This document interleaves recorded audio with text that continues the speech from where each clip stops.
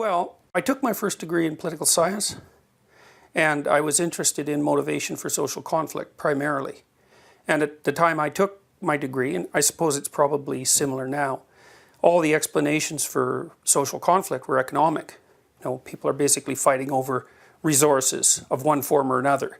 And that just struck me as wrong. It's too simple. And it also doesn't explain why people value certain resources. It's not self-evident that a resource has value. It depends very much on the cultural context. And it also didn't seem to me to take into account the relationship between belief and the individual. You know, it was a purely economic explanation. And plus, then, it's also predicated on an essentially economic view of man. It wasn't deep enough to really explain the issue. And at that time, too, it was in the early 80s when I really started to think about this.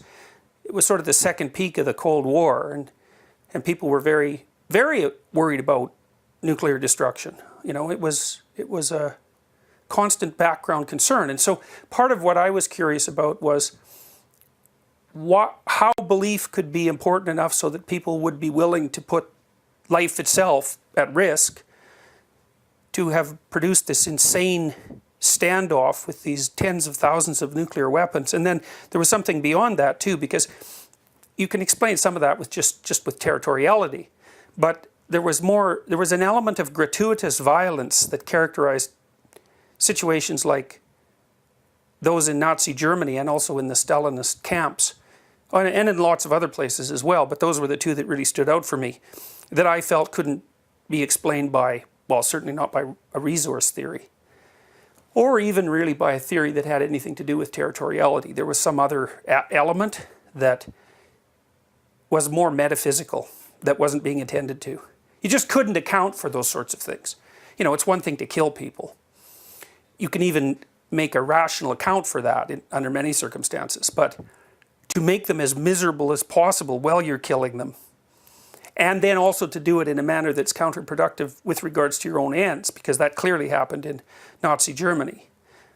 There's no straightforward rational explanation for that. So I started reading more and more about that. There was something about, especially the archetypes of the collective unconscious, reading that in relationship to the Gulag Archipelago, that I felt that there was something there that really bore further investigation. You know, in Solzhenitsyn, for example, he concentrated a lot on the relationship between individual deceit, particularly lying, to put it simply, and the pathologies of the state. Makes a very clear case for that. And I'd always sort of interpreted Freud's idea of repression as a form of lie. Now, I don't think his account of repression is correct. But it doesn't matter. It's interestingly wrong, at least, or it's approximately right, something like that. And then there was a weird connection between this idea of the lie as the root of pathology in totalitarian states and archetypal religious ideas that were associated with the idea of good and evil. And so that started to attract my attention. I was probably about 20. It was 1982, yeah, I was 20. And I was also reading Nietzsche at the time, and I read everything that he wrote that of his major works. I mean, the whole collected works hadn't been published yet, but I read him in chronological order. And that was extremely interesting for me as well. And there's a very interesting intellectual relationship between Nietzsche and Jung and Solzhenitsyn. You know, and the Solzhenitsyn connection is more through Dostoevsky. You know, and Dostoevsky and Jung, or Nietzsche, were investigating very, very similar ideas at exactly the same time. So there's these weird parallelisms of thought. And although people don't know it well, Jung was extremely influenced by Nietzsche, just as much as by Freud. I mean, there is a publication, for example, that's notes on his seminar on Thus Spake Zarathustra, and it's like 2,600 pages long, and it only covers the first third of Thus Spake Zarathustra. So Jung was very interested in Nietzsche. So I found this source of ideas, which I suppose was grounded in some sense in 19th century Romanticism, that seemed to really get at the root of the question as far as I was concerned. So, because there's something that isn't just it's not just rational behavior that drives people towards war. There's an irrational element of it that you can't explain without, I don't think you can explain it at all without recourse to religious language. It's the only language that's deep enough to get at it properly. So I started reading all this, like I didn't understand the archetypes of the collective unconscious at all. So I read it again, and then I read it again, and then I started to understand what he was talking about a little bit, you know.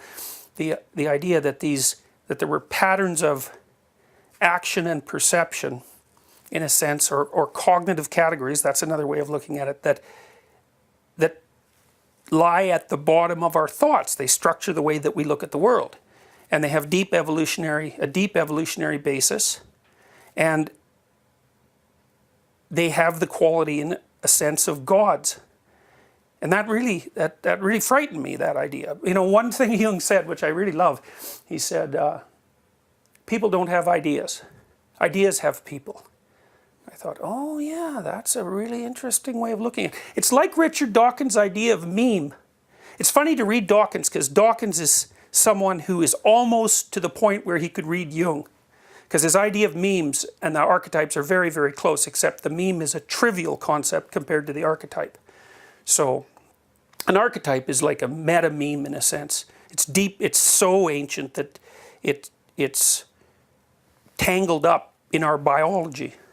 So Dawkins, even though he's an evolutionary thinker, is still like a post-Enlightenment rationalist. You actually can't be a post-Enlightenment rationalist and an evolutionary thinker. That doesn't work. While you're too concerned with rationality. Rationality is new. It hardly even matters in some sense. So, anyway, so I was obsessed with the idea of destruction and the will to destroy, fundamentally, and its expression in totalitarianism, and then its relationship with the history of ideas in general. That's partly why I found Nietzsche so useful, because Nietzsche predicted that the 20th century would be a war in some sense between, well, certainly a war that would involve communist ideas. He predicted that in about 1860, something like that, in Will to Power. He said that, you know, we'll pay for that conflict with a couple of tens of millions of lives, which is quite the prognostication, like 30 years before the fact. And then he also talked about nihilism, and both of those as a reaction to the collapse of Christianity. And that struck me as highly plausible. So Nietzsche was also extremely useful. See, one of the things about Jung is that Jung spent his whole career trying to answer Nietzsche's question. So Nietzsche said, basically, that the conflict between Enlightenment thinking and religious thinking, Christian thinking in particular, was going to wipe Christian thinking out, or at least people's ability to believe in the metaphysical assumptions that underlied Christianity. And that the only proper response to that would be nihilism, which he was very much concerned with, or authoritarianism. And so Nietzsche was trying to develop a philosophy of what might constitute a third path. And that's expressed to some degree in Thus Spake Zarathustra, with the idea of the Superman or the Overman. But that idea really never got developed. In fact, Jung believed that the development of that idea was part of what drove Nietzsche insane. He thought that he developed a kind of schizophrenic inflation. Jung believed that inflation was the invasion of the conscious ego with archetypal content. And so it's almost like when the old hero dies, a new hero is born. And that new hero, in some sense, was born within Nietzsche's consciousness. But those are experiences that are powerful enough, in some sense, to have a psychotic element to them. And anyways, Nietzsche died before he developed those ideas very far. But then Jung spent his entire career, in some sense, trying to understand hero mythology fundamentally. In today's world, there are